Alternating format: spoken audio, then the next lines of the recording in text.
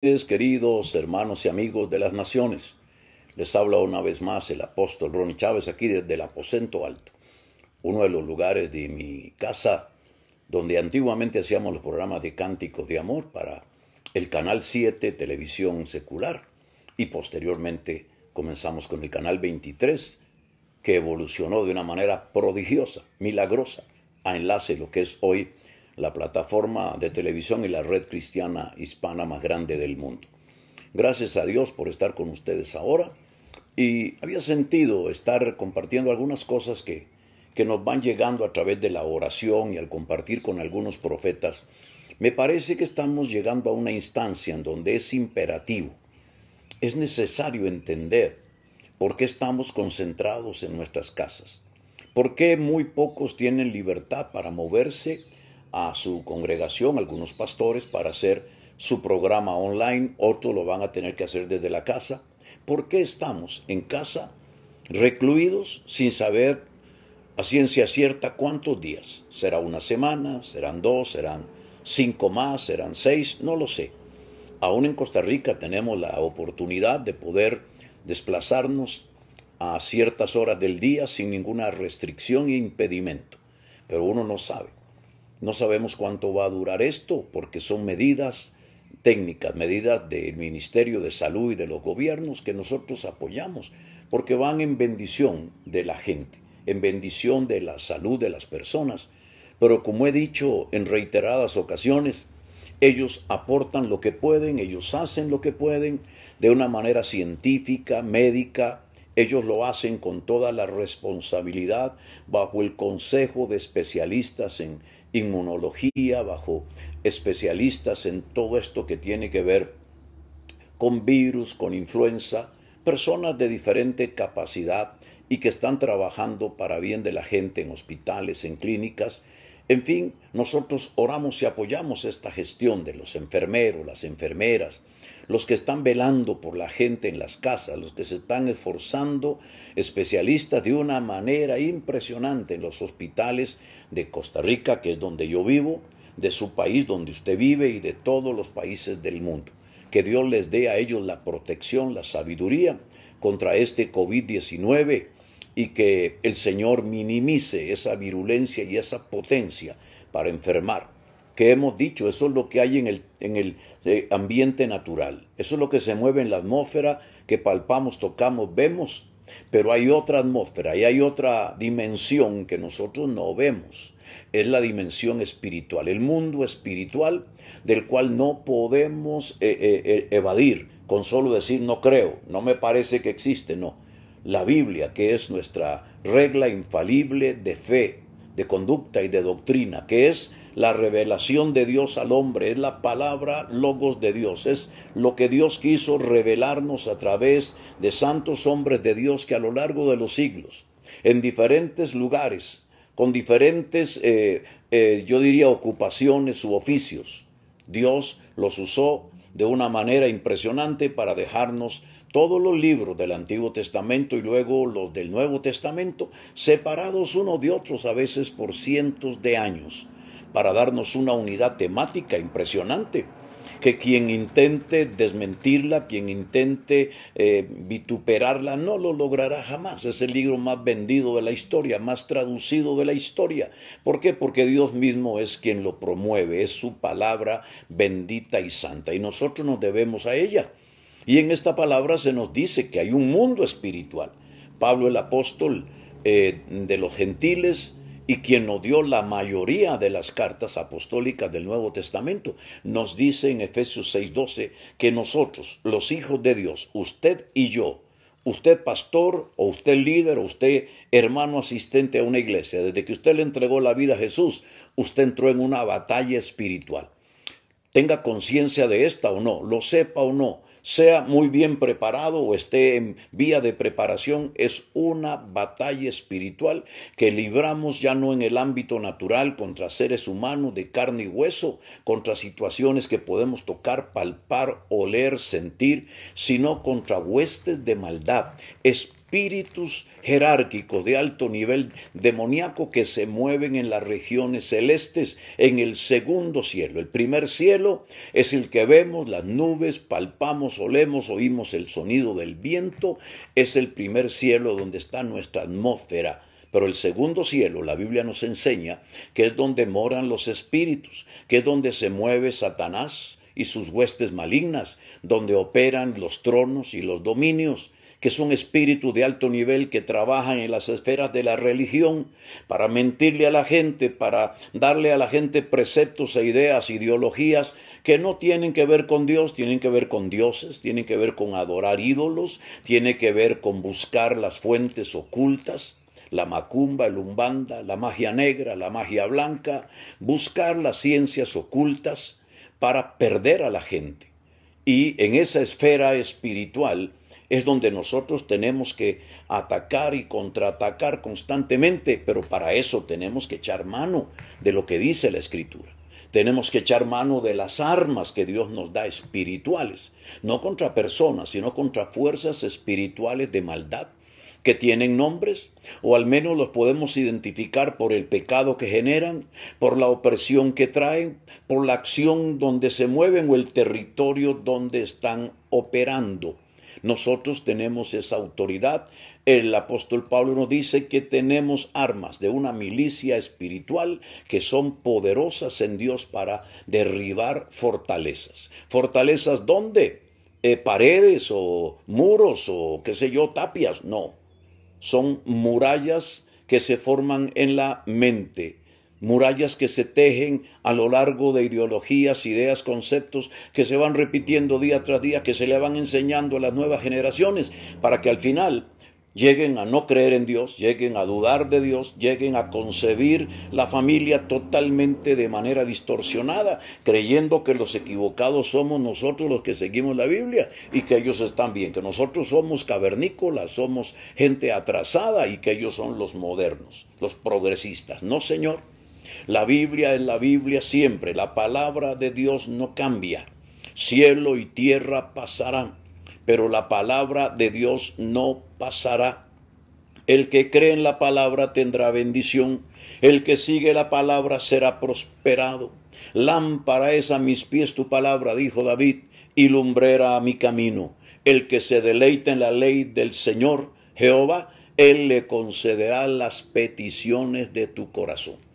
Y Pablo nos dice que precisamente en ese mundo espiritual, en ese segundo cielo, en esa dimensión que no vemos, donde operan los poderes demoníacos, donde se asientan tronos o dominios o principados, que son espíritus territoriales asignados por el diablo para atacar Honduras o para atacar España, para producir un efecto demográfico, es decir, sobre la mayor cantidad de gente, destruirla, matarla, dañarla, enviarla a la condenación, cerrarle el corazón para que no crea, aunque crea en asuntos religiosos, en costumbres, en folclore, pero que no crea en Jesucristo, que es el único camino a la dimensión de la salvación de Dios. Es Pablo el que nos dice que nosotros tenemos una batalla espiritual contra huestes de maldad que se mueven en esas regiones celestes. Y si nosotros logramos usar las armas de la milicia, nosotros logramos orar como conviene, nosotros logramos ayunar como conviene, hacer lo que Dios dice en su palabra, entonces vamos a derribar esas huestes, esos tronos, esos dominios, esos principados, y va a haber un cambio en la dimensión del segundo cielo, en la atmósfera. Y vamos a ver cambios radicales en el primer cielo, que es donde habitamos los mortales, donde nos movemos, donde interaccionamos, donde negociamos, donde hacemos todo lo que hacemos. Habrá un cambio y se sentirá en la atmósfera, se sentirá en el aire cuando son desplazados los poderes demoníacos. ¿Y cómo los desplazamos? Orando, atando. Jesús nos habla de una oración que nosotros llamamos la oración de atar y desatar. Él dijo que nosotros tenemos la autoridad, que nos ha dado la autoridad como iglesia. Y la iglesia no es una institución, No es la iglesia católico romana, no es la iglesia evangélica pentecostal, no es la iglesia metodista o bautista, no. Los que hayan aceptado a Cristo como Señor y Salvador y lo hayan confesado de verdad y vivan para Dios y sigan la palabra dentro de todas estas instituciones son la verdadera iglesia, forman parte del cuerpo de Cristo. Quienes no hayan aceptado a Jesús, quienes no le hayan dado la vida al Señor, aunque sean parte de una institución y aún sean parte de la jerarquía de esas instituciones, pero no le han rendido al Señor el corazón, no le han permitido al Espíritu Santo hacerlos nacer de nuevo en la dimensión del Espíritu. No son salvos, simplemente eso dice la Biblia. Y el Señor dice que a la iglesia, los que somos iglesia, nos ha dado la potestad de atar y desatar. Que lo que atemos en la tierra será atado ¿a dónde? En el cielo, en el segundo cielo. Que lo que desatemos con nuestra oración desde la tierra, Él lo desatará en el segundo cielo. Atamos poderes demoníacos, atamos potestades, atamos principados, atamos tronos y dominios y desatamos la bendición, desatamos la prosperidad, desatamos el cumplimiento profético y desatamos milagros y salvación de Dios. Esto a través de la oración. Y precisamente estamos animando a la gente a ir hacia estas vías que son las que nos traerán un cambio en medio del coronavirus, o en medio del cólera, o en medio de la lepra, o en medio del cáncer, o en medio de la ceguera, de la mudez, de la epilepsia, de cualquier tipo de peste o enfermedad o dolencia que haya, los principios de la Biblia funcionan. Dios minimiza el poder de Satanás si nosotros nos humillamos, si nos doblegamos ante Él, si lo adoramos. Y sobre todo, escúcheme, si nuestros jerarcas, si nuestros gobernantes, si nuestros presidentes, si nuestros primeros ministros, si nuestros ministros de Estado o de economía o de finanzas o de turismo o en el caso que nos compete ahora hablar, en el caso de los jerarcas de salud, los ministros, viceministros de salud, si tan solamente se humillaren y dijeren, necesitamos a Dios, hagamos un día de oración, así como se hacen cuarentenas de 14 días, cuando la gente ingresa en algunos países ahora, o al que le descubren algunos síntomas, lo dejan aislado por 14 días en cuarentena. ¿Por qué no hacemos un llamado a la oración? ¿Por qué no hacemos un llamado mundial a la oración? ¿O por qué no lo hacemos a nivel nacional o continental? Precisamente porque muchos que aunque quieren hacer lo bueno en el campo natural, quieren ayudar a los enfermos, se están entregando en alma y cuerpo para ayudar. No conocen al Señor, no conocen estas armas espirituales, por eso nos toca a nosotros utilizarlas y ayudar y poner esa parte que ellos no pueden poner, entregar esa parte. Yo miraba un video hace unos minutos del presidente actual en el Paraguay, en donde él está diciendo que la situación es muy seria, pero que él está consciente por su fe de que necesitamos a Dios. Necesitamos que Dios intervenga y él está creyendo en un milagro de Dios. Hace unos días el presidente de Norteamérica, de los Estados Unidos, el señor Trump, firmó un decreto para que se hiciese un día, un domingo de oración en todo el país. Habrá gente que no crea en la oración. Habrán algunos que piensen que para qué hacerlo. Algunos se burlarán, algunos menospreciarán la oración y otros hasta se enojarán cuando nosotros invocamos el nombre de Jesús y le pedimos a la gente que ore. Bueno, así nosotros no estamos de acuerdo en muchas cosas que se hacen, en algunas búsquedas religiosas, invocaciones a ídolos, o que los hechiceros y brujos se metan en esto, o que se invoquen pactos y se hable de los chamanes y de los conjuros mágicos. Pero nosotros estamos haciendo y debemos hacer la parte que nos toca. Lo nuestro es apegado a la Biblia, lo nuestro es seguir la Biblia, lo nuestro no es opinar, lo nuestro no es decir a mí me parece o yo creo o yo pienso, no. En el caso del ayuno que estamos convocando para la próxima semana, 7 días, el lunes 30 vamos a comenzar ayunando y el martes 31, el miércoles 1, el jueves 2, el viernes 3, el sábado 4 y el domingo 5. ¿Cómo lo vamos a hacer? Muy sencillo. Usted va a utilizar sus 3 comidas diarias, desayuno, almuerzo y cena. a la hora en que lo hace habitualmente. Usted va a comenzar el día consagrando ese día al Señor, diciéndole: Señor, hoy consagro todo lo que no pude comer, entrego todo lo que no pude beber, todos los alimentos delicados los pongo delante de ti. Por estos 7 días voy a abrir mi espíritu a ti, voy a estar orando el mayor tiempo posible, en la mañana o en la tarde o en la noche. Voy a leer tu palabra, la voy a confesar en voz alta si es que te es posible. Voy a leer algún libro especial de fe. Voy a proclamar, voy a hacer un decreto para los miembros de mi casa, y te vas a mantener durante esos 7 días orando, ayunando, leyendo la palabra. Y el ayuno que en este caso estamos citando o convocando es un ayuno parcial. La palabra parcial yo creo que todos la entendemos, y la palabra ayuno también, ya lo he explicado. Ayuno es no ingerir alimentos, pero cuando decimos parcial significa que sí podremos tener una ingesta de alimentos, vamos a comer algo. Ahora, hay gente que me ha escrito y dice: bueno, eso es lo que yo hago todos los días. Dichoso, bienaventurado, pero si no lo has entendido y si no lo has hecho como un ayuno y no se lo has consagrado a Dios y no has usado el tiempo en que comes lo que comes como legumbres o frutas, creyendo que estás como ayunando, si no lo has consagrado, si no te has consagrado, si no has orado en la mañana, si no has orado por la tarde, si no has orado por la noche, si no has leído la Biblia, si no has estado adorando y cantando, perdóname, pero así como tú me mandas un escrito como menospreciando lo que estamos haciendo, pues yo te voy a decir a ti lo que tú mereces. Y es que simplemente has estado haciendo dieta, yo lo siento. Por eso es que no has podido apreciar el beneficio del ayuno. El ayuno es, en este caso, parcial. Para algunos que van a decidir comer frutas al desayuno, frutas al almuerzo, frutas a la cena, o van a decidir hacer el ayuno parcial con legumbres y agua al desayuno, al almuerzo y a la cena por 7 días. No es que al segundo día ya voy a comer carne, o al cuarto día que me dio hambre yo. No, tú te vas a dedicar y consagrar, y en esos días lo consagras al Señor. Pero tú tienes que estar consciente, tu familia tiene que estar consciente que es un ayuno, no es una dieta, no es pasar hambre o comer menos, no, señores. Aparte de que tengo que decirle a otros que a veces dicen: ¿y de dónde sacaron eso del ayuno parcial? Caramba, ¿no lees la Biblia? Te crees muy espiritual, pero no lees la Biblia. ¿Quieres juzgar a los demás porque tú ayunas totalmente y no lees la Biblia? Te lo estoy explicando. Te estoy dando los textos. Ve y lee el libro de Daniel. En el capítulo 1, te lo repito otra vez, los jóvenes príncipes de Israel fueron llevados cautivos a Babilonia en una invasión de uno de los reyes babilónicos.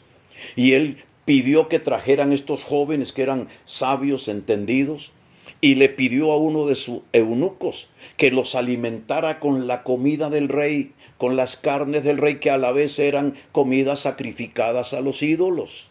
Eran comidas de idolatría, de malas costumbres y con sus vinos. Y estos jóvenes, nos da el nombre, usted que se cree muy, muy espiritual y se la pasa criticando a los que van a ayunar parcialmente como si no estuviera en la Biblia. No, señor, está en la Biblia. Ahí dice que Sadrach, Mesach y Abednego no quisieron contaminarse con la comida de los babilonios. Y le pidieron a aquel eunuco director de este grupo de muchachos intelectuales que los dejara por 10 días hacer un ayuno parcial, que se alimentarían de cosas no delicadas, tomarían agua, posiblemente lo hicieron con frutas o con legumbres. El eunuco no le traía la comida de los ídolos, sino que los dejaba ayunar como ellos habían determinado, comer algo para presentar sus rostros, su cuerpo con salud, para no dar la evidencia de lo que estaban haciendo. ¿Y qué es lo que pasa?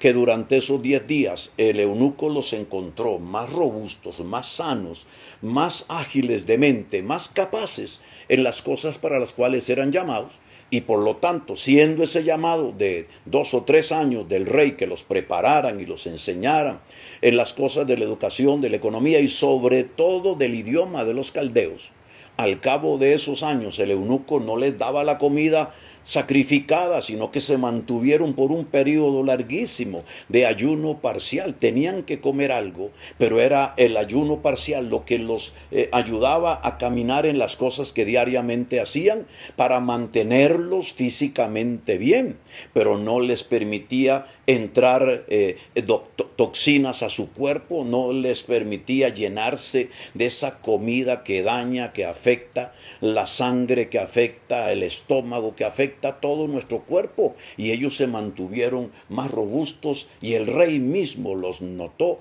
a ellos mejores, 10 veces más que los otros jóvenes babilonios, en sabiduría, en capacidad, y a la vez Dios dotó a Daniel para ser un gran hombre con revelación en visiones y sueños, que al final, si usted lee el libro de Daniel, en algunas experiencias impresionantes, todavía Daniel nos da unas revelaciones que tuvo, que todavía le están quebrando la cabeza a los más entendidos al pensar, ¿qué será esto? ¿Qué serán estas revelaciones?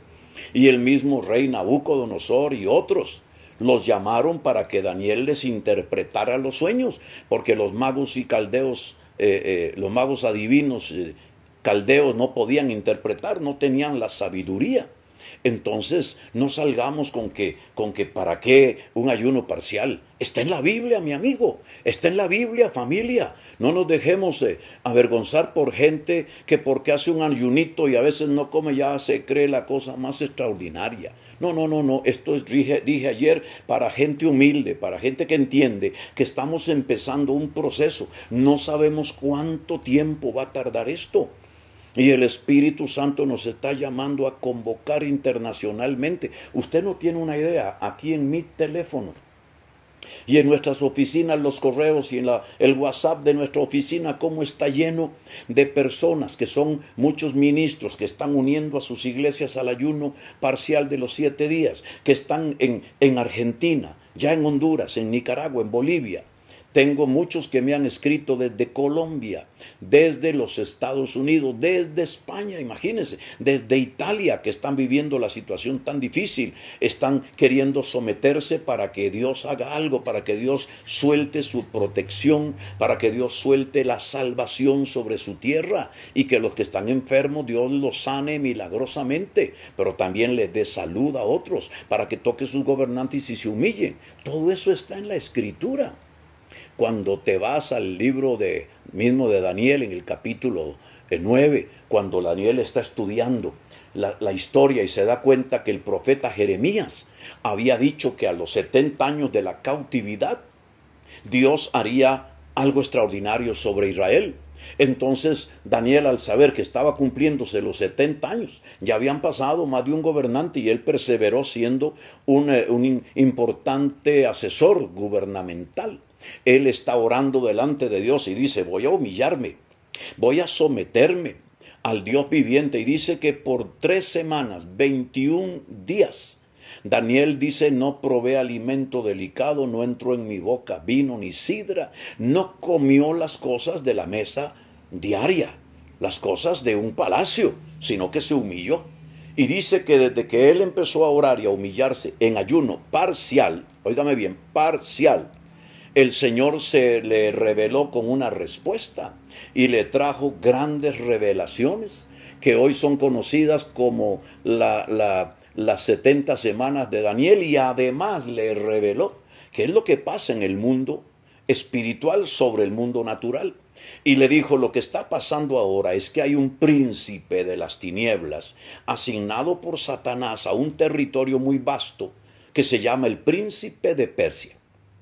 No lo ves, no lo puedes olfatear como las cosas terrenales, las cosas del mundo natural, de la atmósfera corriente, pero está ahí, está sometiendo pueblos, está esclavizando pueblos. Y aún yo te he enviado una respuesta desde mi trono, porque al orar te mandé una respuesta con un ángel. El ángel que le trae el mensaje le dice, ese príncipe que se cree dueño de todo, que se cree dueño del territorio, se me opuso, me impidió traerte la respuesta. Y era tal su oposición y su antagonismo que tuve que pedir refuerzos al cielo. Y me enviaron al arcángel Miguel, un guerrero poderosísimo, un ángel de altísimo rango, que vino como el ángel asignado por Dios a favor del pueblo de Israel para doblegar al príncipe de Persia y poder traerte la respuesta. Y dice, y ahora tengo que volver porque en un poco tiempo se levantará otro principado, otro espíritu territorial de Satanás, conocido como el príncipe de Grecia, y tenemos que luchar contra él. Él estaba profetizando y anunciando que después de que el dominio del imperio babilónico cayera, entonces entraría en vigencia el gobierno de los griegos, lo cual la historia confirma. Pero él no lo anunció en el sentido de ejércitos en combate terrenal, sino habló de los espíritus territoriales. Hoy tenemos que ser claros.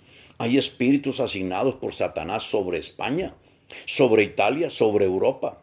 Algunos tienen menos rango, algunos tienen menos jurisdicción, solo España o solo Italia, pero hay otro tipo de espíritus más altos, que es el que convoca a todos estos, que está sobre Europa, o sobre Norteamérica, o sobre Norteamérica asigna príncipes sobre territorios como México o como Canadá, y tienen una función clara: destruir el mayor número de gente.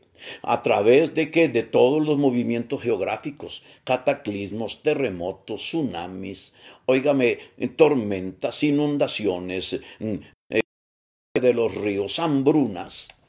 Y nosotros tenemos la autoridad para suprimir su acción, para reprenderlos, y ahí es a donde estamos. Tenemos que ayunar, seguir los pasos de aquellos grandes hombres de Dios para derribar esas fortalezas y esa oposición.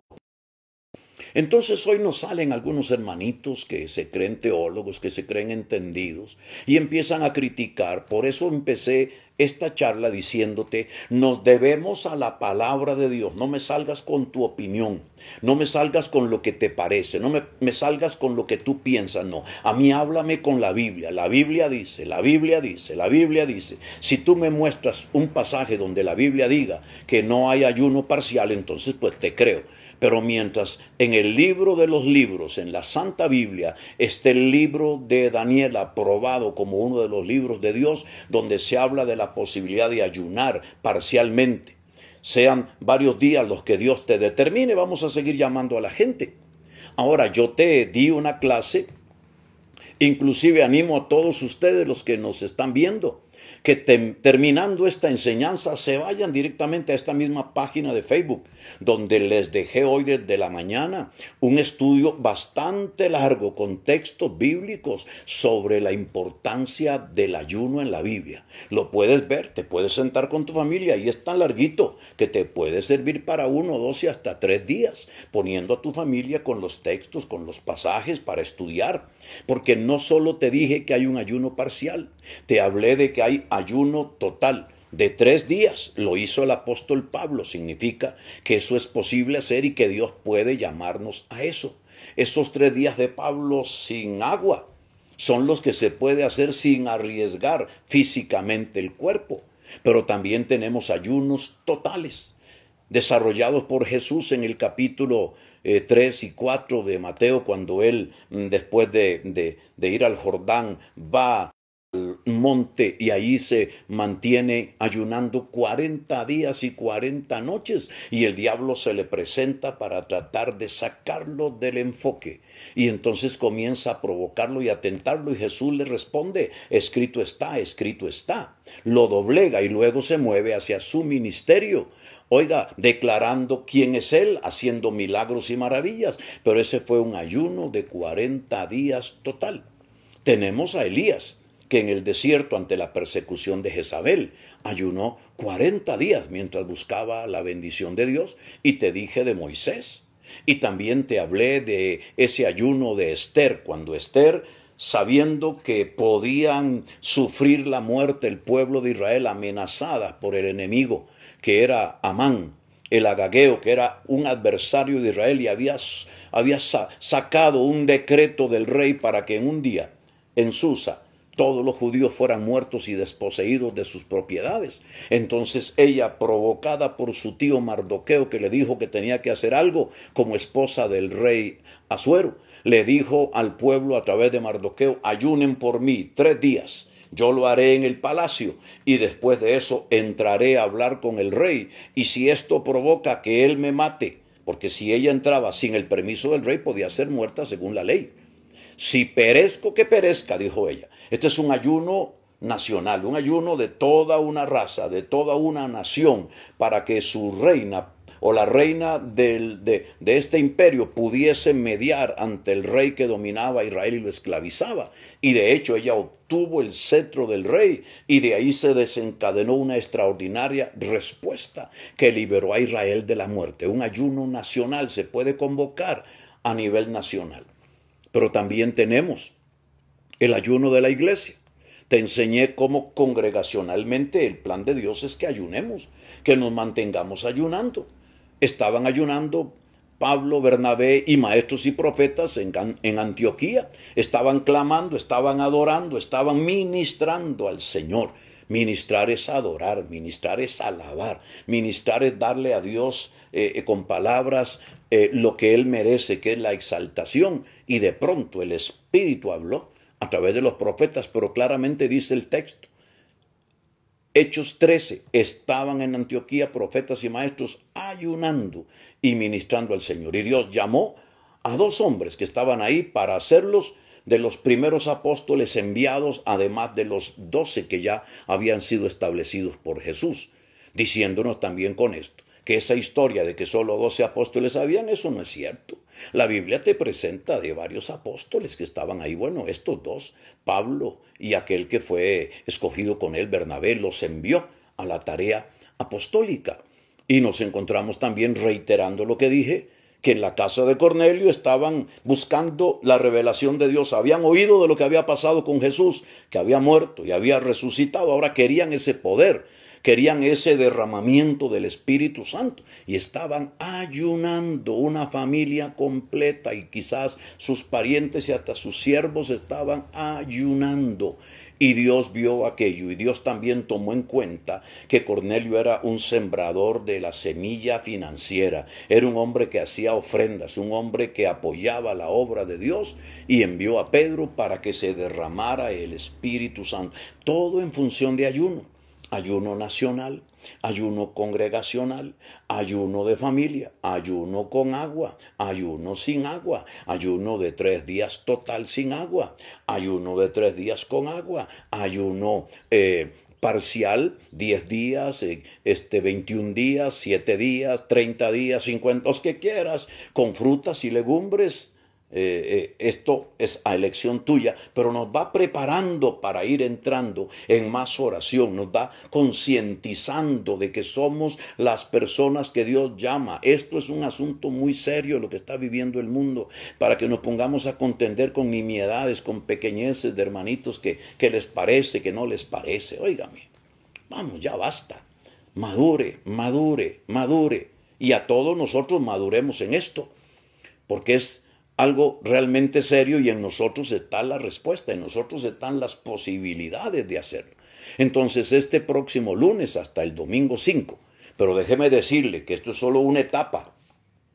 Yo estoy seguro que el mes de abril será necesario extender el ayuno, pero ya no solamente un ayuno parcial. A algunos Dios lo llamará ayuno total de 7 días, 10 días, 20 días. A otros los llamará al ayuno parcial, extenderlo 1 semana más, 2 semanas más. Algunas congregaciones el pastor va a tomar conciencia y los llamará y les escribirá o les hablará su mensaje de Facebook según lo tengan planeado, o a través de su chat ministerial o de liderazgo les escribirá y les dirá lo que Dios le está revelando mientras yo hablo y mientras escuchan mis palabras, de que es necesario que esta congregación en Argentina o este grupo de congregaciones que tú lideras, apóstol, o que tú manejas sabiamente, querido pastor, líder de una coalición ministerial, que se metan en un ayuno, que me empiecen a salir de este hoyo, de este bache, de miedo y de temor que nos han metido. No. Si la iglesia es metida en este miedo como el mundo impío, ¿qué va a pasar del planeta? Nosotros somos la sal de la tierra, somos la luz. Y si estamos en la casa y Dios ha querido que estemos en casa, algunos se están moviendo todavía en algunas calles porque en algunos países no ha llegado esto tan fuerte, que haya una cuarentena total. nos estamos moviendo, pero donde quiera vamos a orar, donde quiera vamos a alabar a Dios, donde quiera vamos a desatar la bendición de Dios. Y aunque sabemos que estas son señales del tiempo del fin, señales que hablan del retorno en gloria de Jesús, nunca vendrá el Señor si no se cumple Mateo 24:14, que dice: y será predicado este evangelio del reino a todas las naciones, y entonces vendrá el fin. Guerras, rumores de guerras, pestilencias, sediciones, levantamientos, llámele huelgas, llámele revoluciones, llámele levantamientos, lo que usted quiera, violencia por toda parte, pecado. Todo eso son señales que se van a exacerbar, van a crecer, va a ir en aumento, pero eso no traerá a Cristo. Lo que traerá a Cristo a la tierra es, aleluya, una iglesia adoradora que se determine a cumplir la gran comisión y evangelizar al mundo perdido. Nunca tuvimos tanta oportunidad de confrontar a nuestros propios parientes. Es la hora de sentarse ahí, así como estás ahora, o de llamarlos por teléfono y hacer una llamada tipo conferencia. Yo he estado viendo a mi esposa, que es de Chile, hablar con sus parientes, una hermana suya aquí en Costa Rica, que también vive acá, y los otros hermanos en Santiago, en diferentes lugares, y se hablan y se ven por el teléfono. Bueno, eso lo podemos hacer, la tecnología lo permite. No me vayas a salir ahora con que es que no puedo salir de mi casa, es que no puedo usar el carro, no puedo porque hay toque de queda. No, con esto no hay toque de queda todavía. Y tú puedes hacer una llamada conferencia y decirles: este es un momento crítico en donde cualquiera de nosotros podría ser afectado y necesitamos estar preparados en las manos de Dios. Los que de la familia no conozcan a Cristo, invítalos a aceptarlo, a entregarle su vida al Señor y ora por ellos. Esto es imperativo, es necesario. Somos el pueblo de Dios. Y es menester que sepamos que Dios nos está llevando a las casas para que ayunemos en familia. Primeramente un ayuno parcial, después hará otros llamados para llamar a alguien al ministerio, para que un pastor vuelva por la senda del ayuno total, para que toda una congregación se meta en cadena de ayuno por varios días. O valga ser una nación entera ayunando por un llamado de un presidente o un gobernador que tenga esa convicción y llame al pueblo a orar y a ayunar y a alabar a Dios. Porque es el tiempo de usar las herramientas profundamente espirituales. Es la oración de batalla espiritual territorial. Yo voy a tratar de esforzarme en estos días de enseñarte acerca de qué son principados, qué son potestades, qué son gobernadores de las tinieblas, cuál es la diferencia con tronos y con dominios espirituales, con las huestes de maldad, dónde operan, cómo se les da poder, cómo obtienen una cuota de poder por la cual destruyen sociedades, por la cual envuelven a la gente en la pornografía, en la violencia, en el narcotráfico, en el alcoholismo y en el robo. Vamos a aprender, pero no solo es para aprender y aprovechar el tiempo, sino para batallar, para orar, para quebrantar los poderes de las tinieblas. Pero también necesitamos entender que Dios nos está llamando a hacer altares de adoración en las casas. Un gran altar de adoración es diferente a un concierto lindo. Aun cuando tengamos lindos y bellos hermanos músicos cristianos que vienen a nuestras ciudades, a nuestros estadios, a nuestros gimnasios o a nuestras lindas iglesias, pero ellos vienen y hay que cobrar una cuota y hay que pagarles también. Entonces esto, si tiene que ver con cobros, si tiene que ver con pagos, entonces ya no es un altar nacional de adoración, es un concierto que trae un beneficio, que sí funciona para algo, pero no es lo mismo que un altar de adoración, porque al concierto solo irán los que pueden ir, los que pueden pagar, pero un altar de adoración todos son llamados. Y no tiene que estar necesariamente en un mismo estadio, sino en diferentes ciudades, en diferentes casas. Una de las herramientas más importantes que vamos a utilizar en estos días son los altares de adoración. En nuestras casas pondremos un día de estos, un día en donde vamos a dedicarlo para adorar a ciertas horas en todo lugar, con las diferencias de horas, porque el altar de adoración y esa humillación es la que provoca que se rompan estas pestes y esta mortandad. ¿Recuerdas tú allá en las crónicas de Israel cuando David se atrevió a hacer un censo? Toda la vida había sido claro que Dios era quien le ayudaba y le fortalecía en la batalla. Pero un día se le metió que él quería saber cuánta era su fuerza, cuántos eran los miembros de su ejército. Quería conocer su brazo fuerte.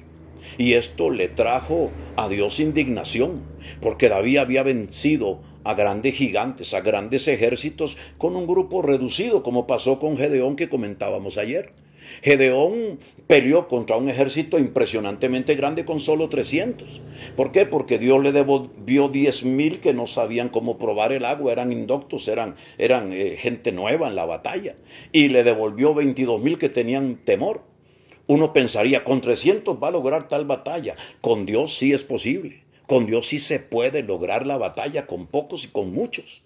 Bueno, David pensó que era él el grande. Ahí tuvo una falla medular, que aún los generales estaban preocupados porque ellos sabían que iba a irritar a Dios, que siempre lo había bendecido. Tu fuerza y la mía, querido creyente en Jesucristo, pastor amado, apóstol amado, profeta amado, tu fuerza no está en los gobiernos de la tierra. Tu verdadera fuerza está en el gobierno del reino de Dios. Tu verdadera fuerza está en Jehová. Por eso David, después de su vasta experiencia de conocer que Dios era quien lo ayudaba, él dijo, ¿alzaré yo mis ojos a los montes? ¿Levantaré mi mirada hacia los montes altos? Hacia los ídolos que estaban ahí apertrechados, porque los lugares altos, ahí se construían santuarios o altares donde se levantaban los dagones, los moloc, los dioses paganos que adoraban sacrificándole niños. David dijo, no. Yo no alzaré mis ojos a los montes, no buscaré la ayuda de los ídolos. Mi socorro viene de Jehová, que hizo los cielos y la tierra. Bueno, ahora él pierde la perspectiva y entonces manda hacer un censo, le traen el número y de pronto él siente que ha hecho mal, que ha ofendido a Dios. Mas Dios ya no lo deja pasar en alto y le manda un profeta y le dice, mal has hecho. Escoge 3 posibles juicios. En 2 de esos juicios David sabía que él no quedaba expuesto por ser rey, por estar en un palacio, por tener ejército. Si los enemigos atacaban o había una hambruna, él no pasaría hambre, no se moriría. Pero entonces David escoge el tercer juicio, que era una peste que podía llegar a la casa del pobre, a la casa del rico, que podía llegar a la casa del militar o el hombre que no tenía un arma, de la mujer o del niño, del adulto o del anciano, algo parecido a como ahora. Déjame decirte que soy un profeta y a mí me duele ver lo que está pasando, pero era inevitable. De una o de otra manera nos expusimos a la disciplina de Dios. Hemos golpeado la palabra, hemos permitido que los gobernantes modernos desde hace ya mucho rato estén ensuciando los conceptos y los valores de matrimonio, los valores y conceptos correctos de la vida sexual, los valores correctos acerca de quién y cómo se educa a los hijos.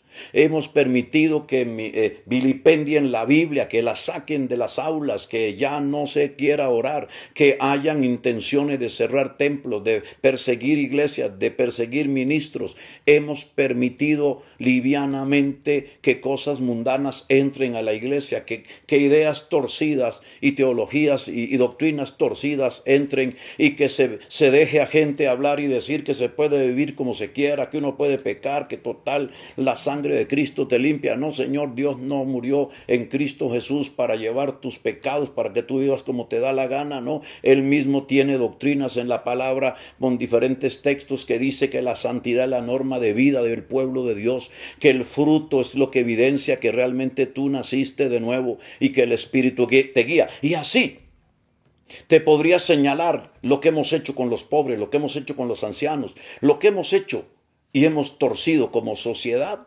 La palabra de Dios era menester que Dios sacara su mano y nos dejara a merced de una disciplina internacional.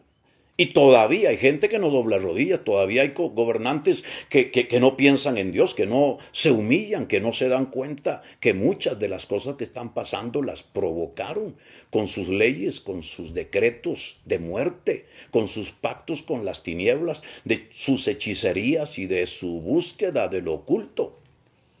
Mas nosotros podemos cambiar esto.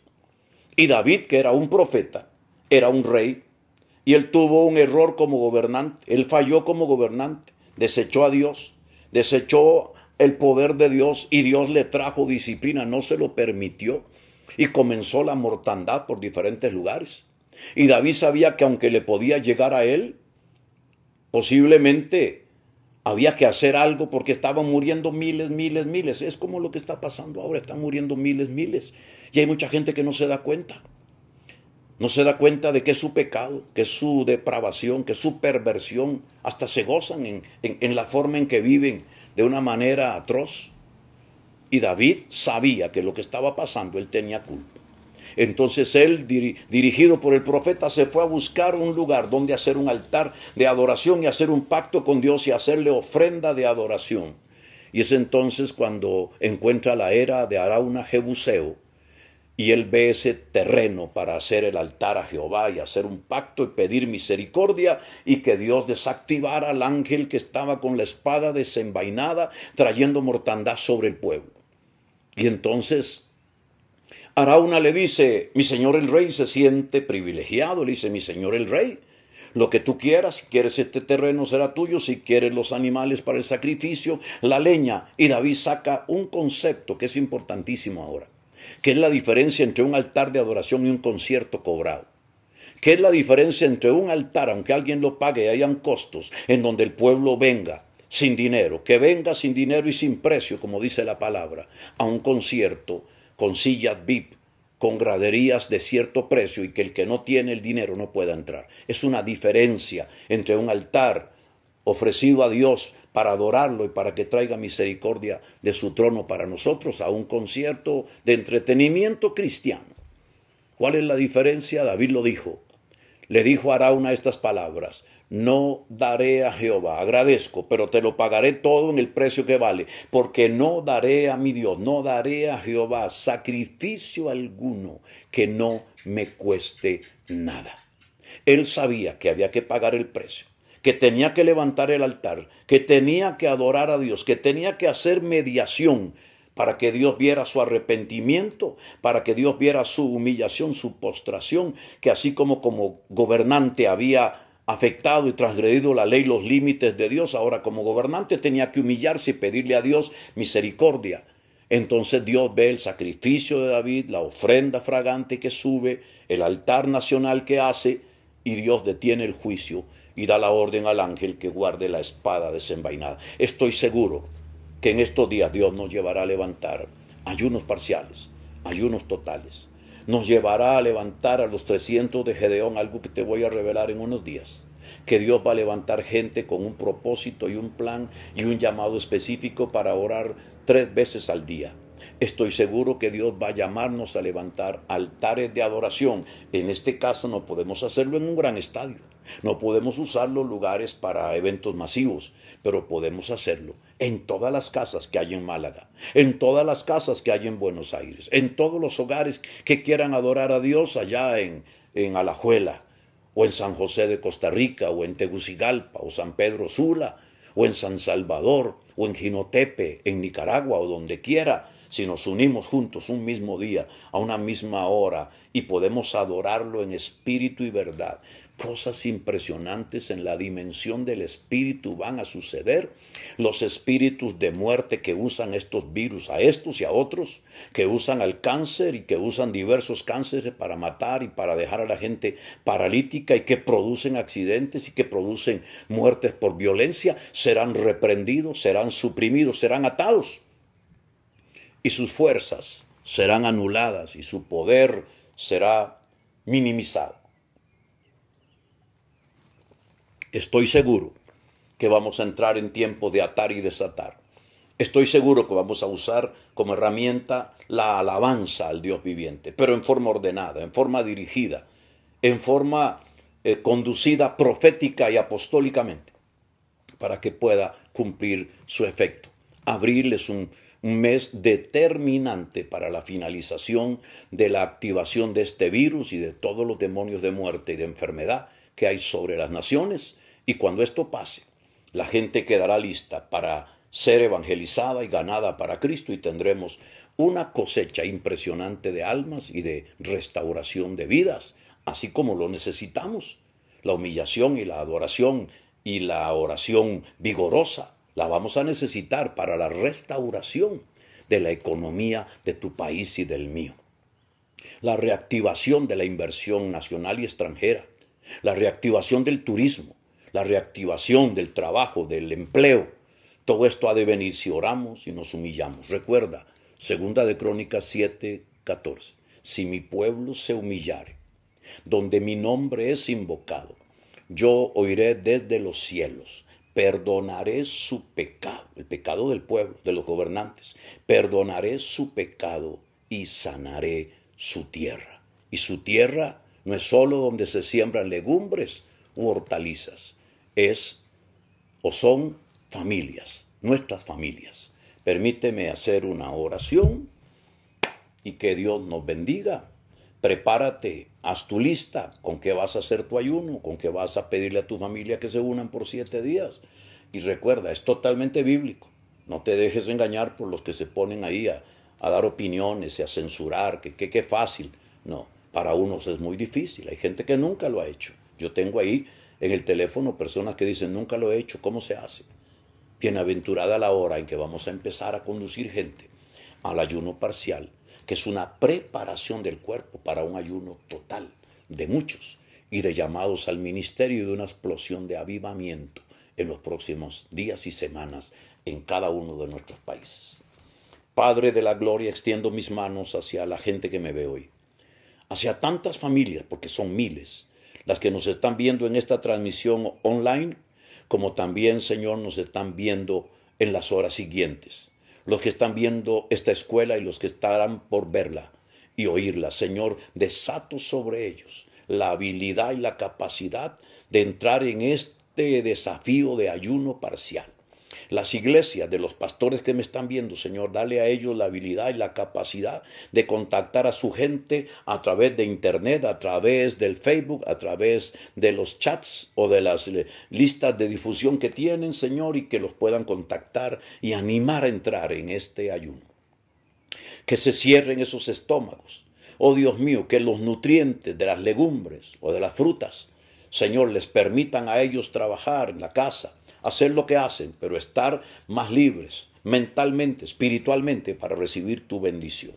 Lo declaro hecho en el nombre poderosísimo de Jesús. Y algo más. Recuerda que he dicho que los que me han preguntado, ¿qué hago yo si tengo que tomar en la mañana y a la noche un medicamento para regular la presión o para ayudarme con el azúcar? En este momento no estamos entrando en asuntos de fe, ni en asuntos de esos. En el sentido de decirte, no tomes esto, no hagas, no. Tú vas a seguir con tu tratamiento, síguelo haciendo. A la hora en que te toca, lo importante es que sepas que es un ayuno parcial. Y con las legumbres o con las frutas tomarás tu medicamento y eso hará que no sea ni siquiera nada negativo para tu cuerpo. Por el contrario, vas a tener una comida más sana, mejor. Pero esas medicinas, esos medicamentos, no cortan tu ayuno porque es un ayuno parcial.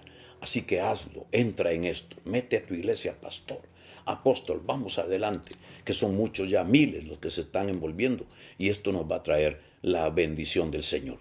Les animo para que en una hora de Costa Rica, 7 de la noche, o sea, a las 19 horas, usted pueda ver y oír a través del Facebook Centro Mundial de Adoración. Recuerda, no sino Facebook Centro Mundial de Adoración, a uno de nuestros queridos amigos que por causa de lo que hay ahora de restricción no pudo enseñar una conferencia para los matrimonios en nuestra iglesia y la hemos preparado para ti hoy online, o más bien, la vamos a llevar hacia ti a las 19 horas, 7 de la noche acá, para que puedas ver eso acerca es un tema muy bueno, acerca del matrimonio, acerca de todo lo que puede una herida afectar el futuro en la vida del matrimonio. Y mañana a las 9 de la mañana, hora Costa Rica. A las 9 de la mañana en diferentes países, tal vez será el mediodía en Argentina, será las 10 de la mañana en Colombia y Perú, etcétera. Usted va a llevar ahí su relojito del calendario y horario de su país. Tendremos nuestra reunión online. Los domingos tenemos 4 reuniones, 7:30, 10:30, 3 p.m. y a las 18 horas, pero Por causa de la restricción tendremos que hacer una sola reunión poderosa con los profetas Pablo Chávez, Eric Alpiza, los evangelistas Heiner Morales, Andrés Hernández, el pastor Ronnie Chávez Jr., los salmistas del grupo Majestuoso Esel y algunos invitados y su servidor, y vamos a pasarla muy bien. Así que prepárate mañana, si no la puedes ver a esa hora, vela a alguna hora, pero gózate, que el domingo no te dejes sin reunión especial de alabanza y adoración al Señor. Bendiciones para todos y nos vemos y oímos mañana a las 17 horas de Costa Rica.